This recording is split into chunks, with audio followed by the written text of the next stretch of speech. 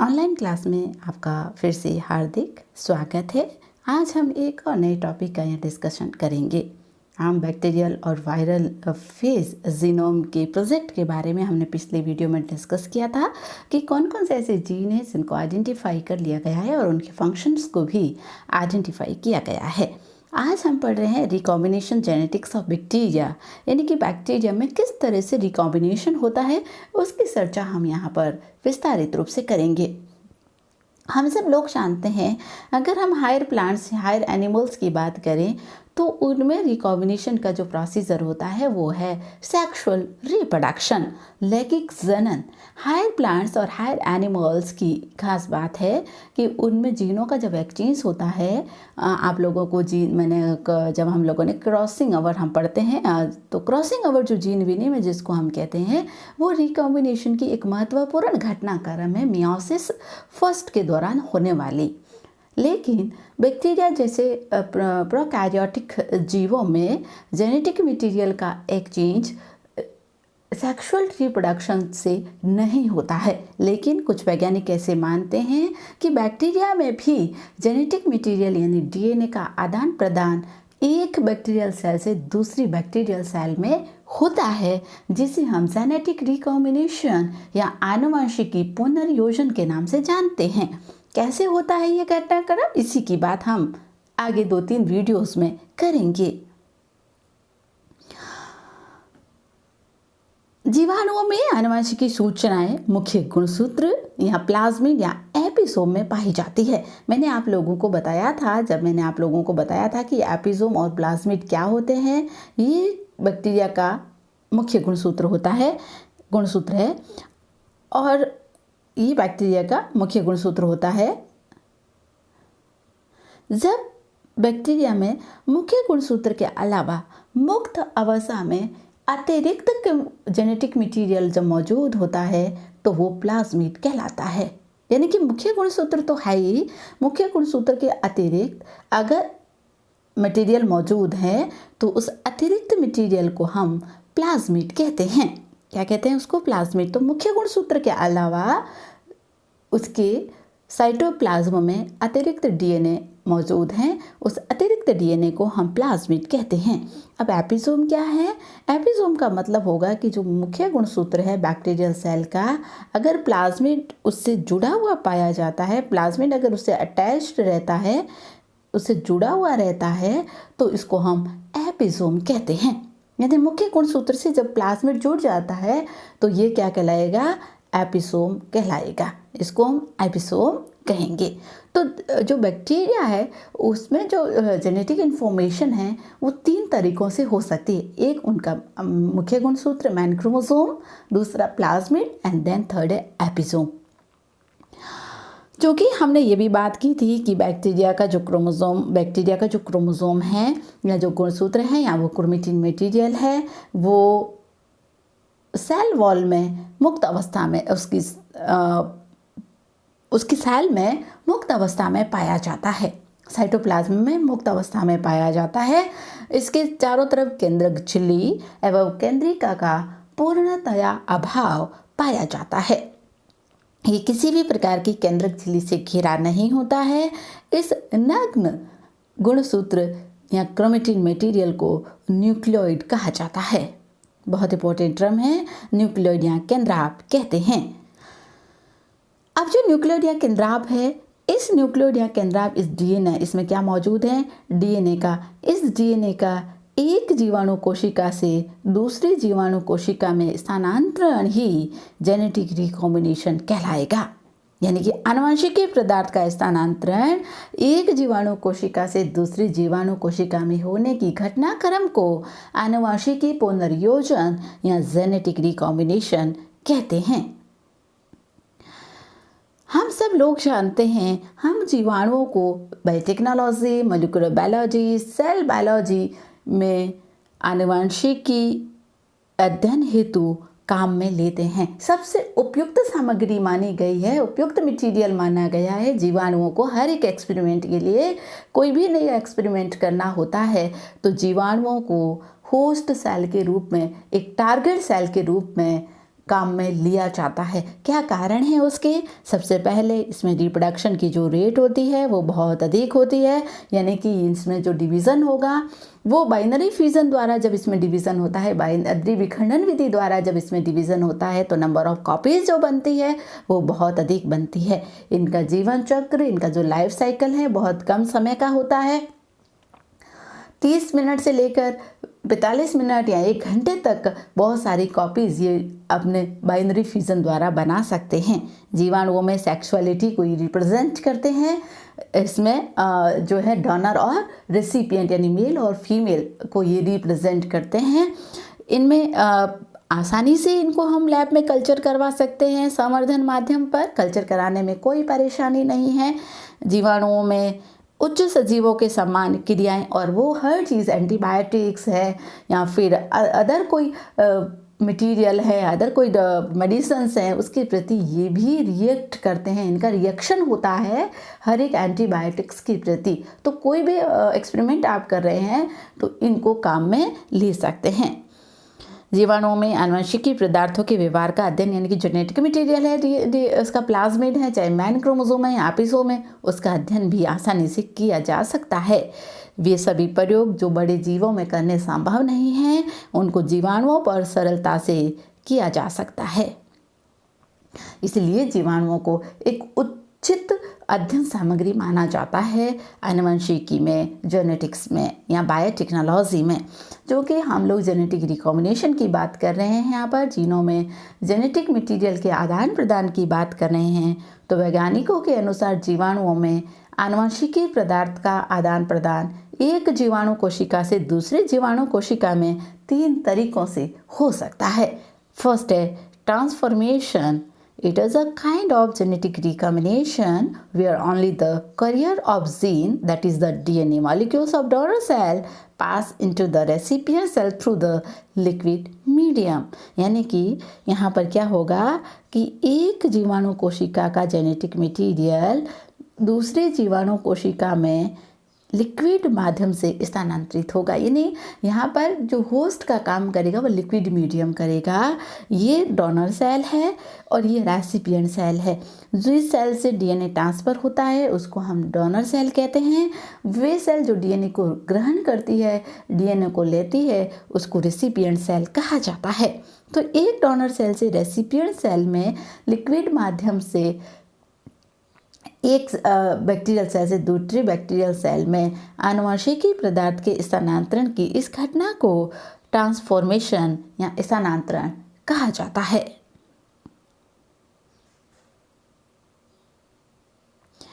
Conjugation number 2 है। हम conjugation यानी जेनेटिक मटेरियल का स्थानांतरण एक कॉन्जुगेशन ट्यूब से होगा। किस तरह से कि जो 2 बैक्टीरिया है उस एक बैक्टीरिया से दूसरी बैक्टीरिया सेल में जेनेटिक मटेरियल का स्थानांतरण कॉन्जुगेशन ट्यूब के माध्यम से होगा। ये कॉन्जुगेशन ट्यूब है।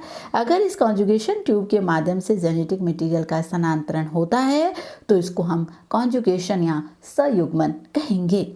ट्रांसडक्शन एक स्पेशल टाइप का जेनेटिक मटेरियल का स्थानांतरण का मेथड है। मैंने आपको पिछले वीडियो में बैक्टीरियोफाज को डिटेल से पढ़ाया था। तो बैक्टीरियोफाज की हमने बात की थी, तो हमने कहा था बैक्टीरियोफाज एक वायरस है जो बैक्टीरियल सेल को इन्फेक्टेड करता है, बैक्टीरियल सेल को संक्रमित करता है। तो अगर जेनेटिक मटेरियल का ट्रांसफ़र एक बैक्टीरियल सेल से दूसरी बैक्टीरियल सेल में किसके माध्यम से हो, बैक्टीरियोफाज के माध्यम से अगर होता है तो इसको हम ट्रांसडक्शन कहते हैं। तो 3 प्रोसीजर को ध्यान में रखिएगा, transformation, conjugation and transduction. Transformation का मीन्स है genetic material transfer one bacterial cell to another bacterial cell through the liquid medium. Conjugation का मतलब है transfer of genetic material from one bacterial cell to another bacterial by conjugation tube. एक conjugation tube से हो रहा है। Transduction एक special type of method transformation of genetic material between 2 bacterial cell by bacteriophage. यहाँ बैक्टीरियोफाज के माध्यम से जेनेटिक मटेरियल का स्थानांतरण एक जीवाणु कोशिका से दूसरी जीवाणु कोशिका में होगा। हम इन तीनों प्रोसीजर की डिटेल स्टडी करेंगे। तो आज हम इस वीडियो में पढ़ने जाएंगे ट्रांसफॉर्मेशन। ट्रांसफॉर्मेशन बहुत इंपॉर्टेंट टॉपिक है। सबसे पहले इसकी खोज फ्रेडरिक ग्रिप्त ने 1928 में की है। ग्रिप्त का नाम, ग्रिप्त एक्सपेरिमेंट आप 9th क्लास से पढ़ते हुए आ रहे हैं, कोई नया टॉपिक नहीं है, ये बहुत पुराना है। फर्स्ट ईयर में भी आपने इसको डिटेल में पढ़ा और फाइनल में भी हम इसको डिटेल में पढ़ रहे हैं मॉलिक्यूलर बायोलॉजी और बायोटेक्नोलॉजी के पेपर में। ये एक इंग्लिश बैक्टीरियोलॉजिस्ट थे। बैक्टीरियोलॉजिस्ट कौन होता है? वे वैज्ञानिक जो बैक्टीरिया से संबंधित स्टडी करते हैं वे बैक्टीरियोलॉजिस्ट होते हैं। इन्होंने अपना एक्सपेरिमेंट लेबोरेटरी में एक चूहे पर किया और डिप्लोकोकस निमोनी के 2 स्ट्रेन काम मिले। 2 स्ट्रेन में आप समझ रहे हैं ना, स्ट्रेन का मतलब होता है एक जो बैक्टीरिया है उसके 2 अलग अलग रूप, 2 अलग अलग विभेद, उनको हम स्ट्रेन्स कहते हैं। तो इन्होंने डिप्लोकोकस निमोनी के 2 प्रभेदों पर अपना काम किया है। और ये 2 प्रभेद जो बैक्टीरिया था उन्होंने इसको डिप्लोकोकस निमोनी या स्ट्रेप्टोकोकस निमोनी भी कहते हैं। डिप्लोकोकस निमोनी का दूसरा नाम है वो स्ट्रेप्टोकोकस निमोनी है। तो बहुत जगह आपको डिप्लोकोकस निमोनी या स्ट्रेप्टोकोकस न्यूमोनी लिखा हुआ मिलेगा, कंफ्यूजन नहीं होगा, दोनों का मतलब एक ही है। ये 2 स्ट्रेन्स कौन से थे? स्मूथ स्ट्रेन और रफ, यानी कि एक स्मूथ स्ट्रेन का नाम था S3 स्ट्रेन और रफ स्ट्रेन का नाम था R2 स्ट्रेन। ये 2 स्ट्रेन इन्होंने काम लिया, स्मूथ स्ट्रेन और रफ। स्मूथ का मतलब क्या होता है? स्मूथ का मतलब आप लोग देखिए कि स्मूथ का मतलब क्या है। स्मूथ का मतलब है कि आपने बैक्टीरिया का अगर स्ट्रक्चर पढ़ा है, बैक्टीरियल स्ट्रक्चर अगर आपने देखा है तो आपने पढ़ा होगा कि बैक्टीरियल सेल वॉल के चारों ओर, मान लें कि ये बैक्टीरियल सेल वॉल है, बैक्टीरियल सेल वॉल के चारों ओर एक कैप्सूल पाया जाता है। एक कैप्सूल मौजूद होता है इस तरह से, एक कैप्सूल पाया जाता है। ये प्रोटेक्टिव लेयर होती है। इस उपस्थिति के कारण, इस प्रोटेक्टिव लेयर की मौजूदगी के कारण ही बैक्टीरियल सेल स्मूथ होती है। जिन जिन बैक्टीरिया में कैप्सुलेटेड सेल मौजूद होती है सामान्यतः उनको रोगकारी माना जाता है। तो ये जो कैप्सुलेटेड अगर बैक्टीरियल सेल हैं तो स्मूथ बैक्टीरियल सेल है, पॉलीसेकेराइड से निर्मित ये कैप्सूल मौजूद होता है। यहाँ पर ये जो मैंने जगह बनाई है, यहाँ पर स्लाइम लेयर होती है। स्लाइम लेयर यानी विस्कस लेयर होती है, जिसको आप म्यूसिलेज लेयर कह सकते हैं, जो इसको पूरी बैक्टीरियल सेल को नम बनाए रखती है, डिहाइड्रेशन को रोकती है। बैक्टीरियल सेल का जो डिहाइड्रेशन है उसको रोकने का काम करती है। तो ये कैप्सुलेटेड जो बैक्टीरियल सेल होती है, जिस बैक्टीरियल सेल पर कैप्सूल मौजूद होता है, ये कैप्सूल है, तो उस कैप्सुलेटेड बैक्टीरियल सेल को स्मूथ सेल कहा जाता है। और ये क्या होती है कैप्सुलेटेड सेल? ये कैप्सुलेट है, यहाँ पर ये कैप्सुलेटेड सेल जो होगी वो इन्फेक्शन कर सकती है, रोगकारी होती है। इसकी सतह इस कारण चिकनी होती है। ये वीरुलेंट का मतलब होता है रोगकारी। 2 शब्द हम बार बार यूज़ करेंगे, वीरुलेंट और नॉन वीरुलेंट। तो आप यहाँ ध्यान रखिए, वीरुलेंट का मतलब होता है रोगकारी या उग्र जो रोग उत्पन्न कर सकता है उसको हम वीरुलेंट बैक्टीरिया कहेंगे। फ्रेडरिक ग्रिप्त ने क्या किया था कि फ्रेडरिक ग्रिप्त ने इस स्मूथ स्ट्रेन को, यानी स्मूथ स्ट्रेन कौन सा था? S3 स्ट्रेन को जब चूहे में निवेशित करवाया, माइस में जब इंजेक्ट करवाया तो उसमें न्यूमोनिया रोग होता है और उसकी मृत्यु हो जाती है, यानी रोगकारी है ये स्मूथ स्ट्रेन। दूसरा होता है रफ में कैप्सूल मौजूद नहीं होगा। बैक्टीरियल सेल जो रफ होगी वहाँ कैप्सूल मौजूद नहीं होगा। ये नॉन वीरुलेंट होते हैं। इनको चूहे में प्रवेश करवाने पर उसमें रोग उत्पन्न नहीं होता है, चूहे की मृत्यु नहीं होती है, तो इनको हम नॉन वीरुलेंट कहेंगे, यानी अनुउग्र या अरोगकारी। ये रोग उत्पन्न करने में सक्षम नहीं है ये स्ट्रेन। तो 2 स्ट्रेन की बात की थी फ्रेडरिक ग्रिप्त ने, स्मूथ S3 स्ट्रेन है और रफ R2 स्ट्रेन है।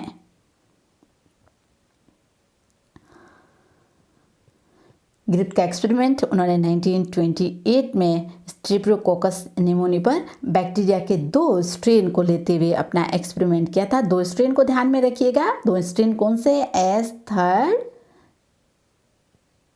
और R2। और इसका प्रयोग उन्होंने किस पर किया है? स्ट्रेप्टोकोकस निमोनी पर अपना प्रयोग किया है। स्ट्रेप्टोकोकस निमोनी बैक्टीरिया पर इन्होंने अपना प्रयोग किया है।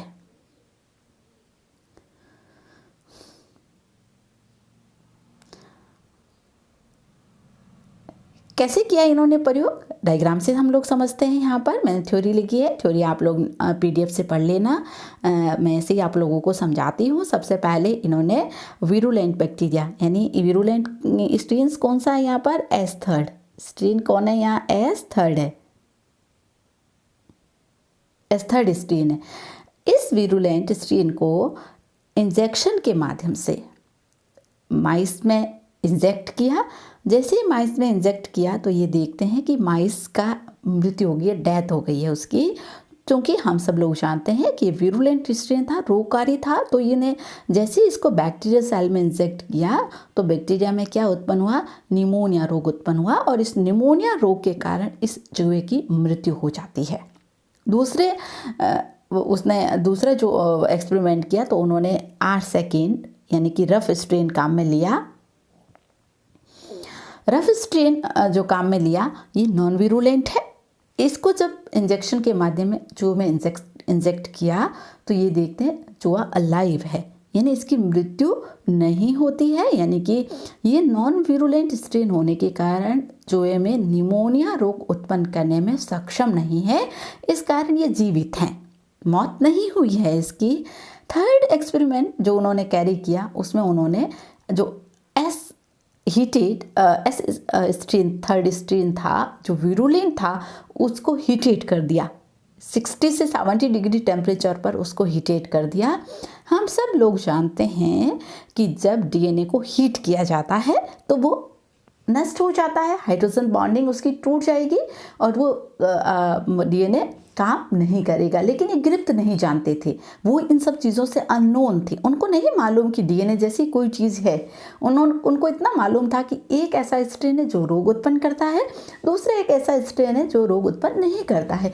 अब रोग क्यों हो रहा है, रोग कैसे हो रहा है, ये बात ग्रिप्त को कतई मालूम नहीं थी। उनको इसके बारे में कोई आइडिया नहीं था। वो एक्सपेरिमेंट कर रहे थे अपना 1928 में।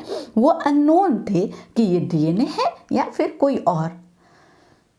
तीसरे प्रयोग में उन्होंने S3 स्ट्रेन को, जो स्मूथ स्ट्रेन है, उसको हीट कर दिया। हीट करने के बाद माइस में उसको इंजेक्ट किया तो देखा माइस पर कोई इफेक्ट नहीं हुआ, वो तो अलाइव है। जैसा R2 स्ट्रेन में था वैसा का वैसा माइस अलाइव है, कोई प्रॉब्लम नहीं है, कोई निमोनिया उसमें नहीं हुआ।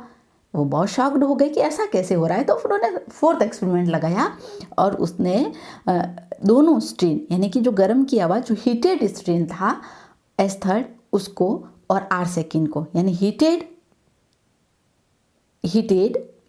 S3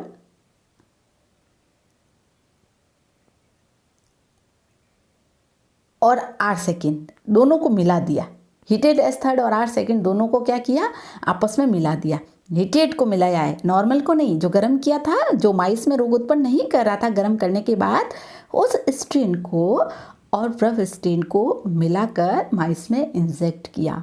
एक शॉकिंग एक्सपेरिमेंट यहाँ पर हुआ और यही एक्सपेरिमेंट जो नंबर 4 है वही DNA एक आनुवंशिकी पदार्थ है, इसकी खोज करने में महत्वपूर्ण प्रयोग सिद्ध हुआ। ये ग्रिप्त तो नहीं कर पाए, लेकिन 1944 में 3 और वैज्ञानिक आए जिन्होंने इसी एक्सपेरिमेंट को दोहराया और बताया कि DNA आनुवंशिकी पदार्थ होता है। इन दोनों स्ट्रेन को डाला तो देखा कि माइस में निमोनिया रोग हुआ है और उसकी मृत्यु हो गई है। अब वो इतना ग्रिप्त बता पाए कि कोई ना कोई ऐसा पदार्थ इन बैक्टीरियल सेल में मौजूद हैं जो निमोनिया रोग के लिए जिम्मेदार हैं। ये मटेरियल क्या है ये वो बताने में सक्षम नहीं थे। तो ये 4 एक्सपेरिमेंट उन्होंने लगाए हैं 2 स्ट्रेन बैक्टीरिया के लेकर, डिप्लोकोकस स्ट्रेप्टोकोकस निमोनी या डिप्लोकोकस निमोनी के 2 उन्होंने स्ट्रेन अपना प्रयोग जो है माइस पर किया है, और ये 4 प्रयोग लगाए हैं जिसमें अलग अलग कंडीशन उनको देखने को मिली है निमोनिया रोग को लेकर।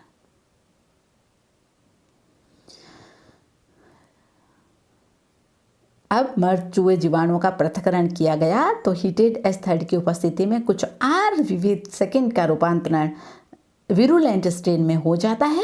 रूपांतरण की इस घटना को ग्रिफ्थ इफेक्ट या जीवाणुविक रूपांतरण कहते हैं। इस लाइन को अच्छे से समझिए, यानी क्या हुआ है इसमें, जिसको हम आगे तीनों साइंटिस्ट ने समझाया है अच्छी तरह से, उनका हम देखेंगे, लेकिन मैं आपको यहाँ बता देती हूँ कि ये एस्थाइड स्ट्रेन था, इसको हीटेड किया और इसको किसके साथ मिक्स किया है, एस सेकेंड के साथ।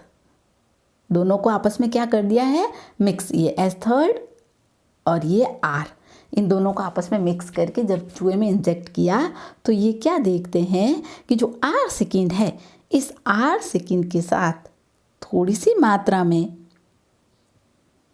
एस थर्ड मौजूद हैं। एस थर्ड मौजूद है, यानी कि एक रिकॉम्बिनेंट डीएनए बन गया यहाँ पर, S third plus R second. तो एस जो थर्ड है, आर सेकेंड है, उसमें किसका इंजेक्ट हो गया, वो कौन सा डीएनए का इंजेक्ट हो गया, रेप्लिकेशन होने के बाद एस थर्ड के साथ आर सेकेंड के साथ एस थर्ड मौजूदगी, और आर सेकेंड में इस एस थर्ड की मौजूदगी ही निमोनिया रोग का कारण बनती है। तो वो हीटेड था तब वो क्या था, हीटेड जब वो एस थर्ड था तब वो नॉन विरुलेंट था, लेकिन जब दोनों को मिक्स किया तो रेप्लिकेशन हुआ है एस थर्ड में, और ये रेप्लिकेशन कब हुआ, जब वो किसके साथ कनेक्ट हुआ, आर सेकेंड के साथ, और रेप्लिकेशन होने के बाद एक रिकॉम्बिनेंट डीएनए बना है जिसमें S third plus R second दोनों मौजूद हैं, और आर सेकेंड स्ट्रेन में इस विरुलेंट एस थर्ड की उपस्थिति ही निमोनिया रोग उत्पन्न करने में सक्षम हुई है। तो ये इस तरह से बना है, इसको हम ग्रिफ्थ इफेक्ट या ट्रांसफॉर्मेशन कहते हैं। अब ग्रिफ्थ तो नहीं बता पाए कि डीएनए है या नहीं, लेकिन ग्रिफ्थ के इस प्रयोग को 1944 में 1944 में 3 वैज्ञानिकों ने, एवरी, मैकार्टी और मैकलियोड ने दोहराया है, और उन्होंने ही ये सिद्ध किया है कि डीएनए एक आनुवंशिकी पदार्थ हैं।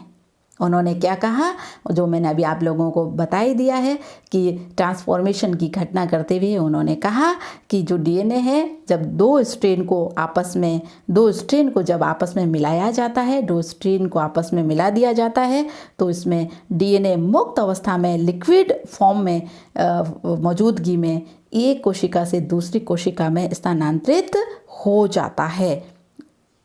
एक कोशिका से दूसरी कोशिका में उसका क्या हो जाता है, स्थानांतरण होकर एक रिकॉम्बिनेंट सेल बनती है, और इस रिकॉम्बिनेंट सेल बनने के कारण ही निमोनिया रोग उत्पन्न होता है। इस तरह से निमोनिया रोग उत्पन्न होता है। और ये कैसे कैच करता है, ये एक लिक्विड मीडियम में एक सेल का डीएनए दूसरी सेल में एंटर, यानी एस थर्ड स्ट्रेन का डीएनए किस में एंटर हो गया है, एस थर्ड का डीएनए आर सेकेंड सेल में एंटर होने के बाद रिकॉम्बिनेंट डीएनए का निर्माण करता है। और चूंकि एक जीवाणु कोशिका से दूसरी जीवाणु कोशिका में डीएनए का स्थानांतरण हुआ है, इस कारण इस घटना को ट्रांसफॉर्मेशन कहते हैं। इस तरह से ये स्मूथ स्ट्रेन था, इन्होंने इसको सेल से अलग किया, और cell extract treated with DNA enzyme. जब दोनों सेलों को जब दोनों सेल यानी कि स्ट्रेन एस आर थर्ड और आर सेकेंड दोनों स्ट्रेन को मिक्स किया है इन तीनों वैज्ञानिकों ने, और डीएनए एंजाइम से ट्रीट किया। डीएनए क्या करता है, डीएनए को नष्ट कर देता है, डीएनए के बॉन्डिंग को तोड़ देता है। तो और बाद में इसको माइस में इंजेक्ट किया तो R strain not transferred into S strain, R नहीं हुआ क्योंकि डीएनए यहाँ ब्रेक हो गया, तो यहाँ ट्रांसफर होने की संभावना ही नहीं है। अब दोनों को उन्होंने प्रोटीएस एंजाइम के साथ ट्रीट किया और देखा कि जैसे उसको माइस में वो इंजेक्ट करते हैं तो R strain transformed into S strain. R का किस में ट्रांसफॉर्मेशन हो गया है, एस में, क्योंकि उसके साथ थोड़ी सी मात्रा में आर सेकेंड के साथ क्या जुड़ गया है, एस स्ट्रेन जुड़ गया है। और इसी एस स्ट्रेन के जुड़ने के कारण ही बैक्टीरियल सेल जो है वो चूहे में निमोनिया रोग उत्पन्न करती है और चूहे की मौत हो जाती है। तो कई बार एग्जाम में प्रश्न पूछा जाता है आनुवंशिकी पदार्थ डीएनए होता है, सबसे पहले ये जीवाणुओं में सिद्ध करने का श्रेय किसको जाता है? एवरी, मैककार्टी एवं मैक्लियोड, इन 3 वैज्ञानिकों को ये श्रेय जाता है। इन्होंने ग्रिफ्थ का जो 1928 का जो एक्सपेरिमेंट था उसको 1944 में दोहराया तथा इससे सिद्ध किया कि डीएनए ही आनुवंशिकी पदार्थ है। जब R second strain S third strain में कन्वर्ट हो जाता है तो वो चूहों में निमोनिया रोग उत्पन्न करने में सक्षम होता है। R स्ट्रेन में जो ट्रांसफर होने वाला जो मटेरियल था एक बैक्टीरियल सेल से दूसरे बैक्टीरियल सेल में, वो कौन था? डीएनए था।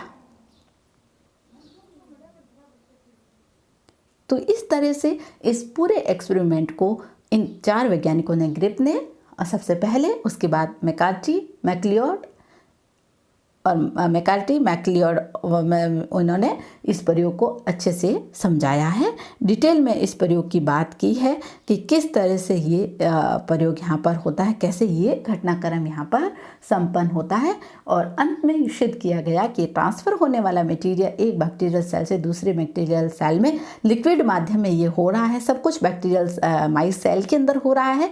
R second strain S third strain में कन्वर्ट जब हो जाता है तो ये क्या हो जाता है? उग्र रोगकारी हो जाता है, ये विरुलेंट हो जाता है और बैक्टीरियल माइस सेल में निमोनिया रोग उत्पन्न करता है जिससे उसकी मृत्यु हो जाती है। दूसरी बात ध्यान में ये रखनी है कि S स्ट्रेन जो होता है वो विरुलेंट होता है, रोगकारी होता है और दूसरा जो स्ट्रेन R स्ट्रेन है वो रफ जो स्ट्रेन होता है वो नॉन विरुलेंट होता है, यानी अनुग्र होता है, वो रोग उत्पन्न करने में सक्षम नहीं है। रोग तभी उत्पन्न होगा जब S स्ट्रेन R स्ट्रेन के साथ जुड़ेगा हीटेट करने के बाद नंबर 4 एक्सपेरिमेंट के दौरान।